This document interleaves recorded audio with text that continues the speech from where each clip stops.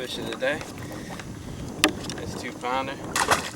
Just tossing one of these slow roll buzzbaits by D&M Custom Baits. It's in a white pattern. The water is really clear, but it's awful cloudy. Shad. I've seen a lot of shad. So I'm thinking it's a mimic those shad, but I might get some bigger ones tonight.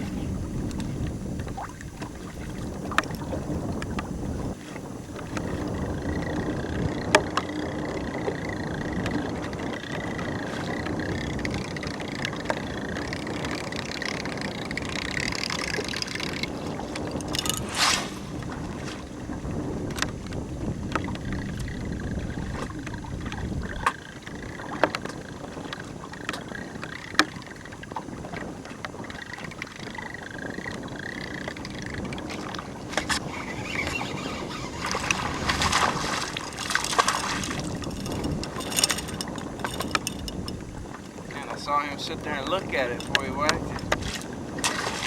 He feel like the buzzbait at the moment. It's interesting too, because I was putting something under the surface, throwing a chatterbait, swim jig, a bladed swim jig, and they wouldn't touch it. So I guess they want it faster. They're on top. It's obnoxiously white.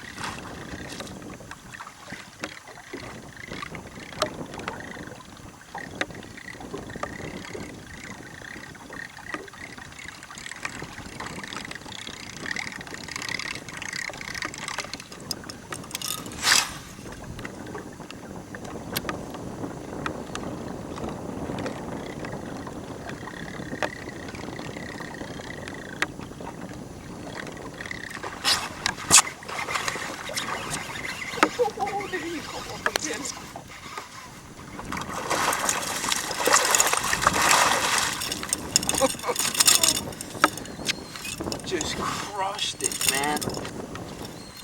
Oh, it's a nice 3-pounder. It's a D&M Custom Bait Slow Roll Spinner Buzzbait, and throwing it in just an all white pattern with a grub on the back of it.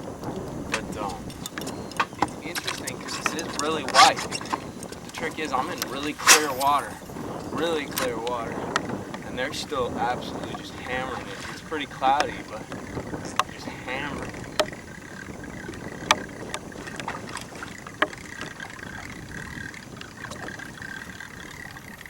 Hey guys, this is a D&M Custom Bait Slow Roller Buzzbait. This is a 1/2 ounce version.